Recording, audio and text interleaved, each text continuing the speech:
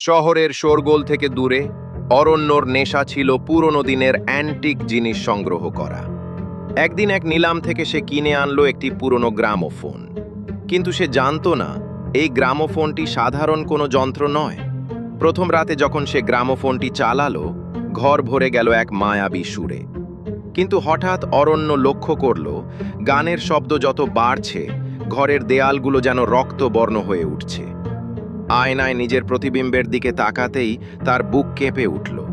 আয়নার ভেতর সে একা নয়, তার ঠিক পেছনে দাঁড়িয়ে আছে ধবধবে সাদা পোশাক পরা এক ছায়ামূর্তি। অরণ্য যন্ত্রটি বন্ধ করতে চাইল, কিন্তু হাতলটি নড়ছে না, গান থামছে না, বরং সুরটা এখন আর্তনাদে পরিণত হয়েছে।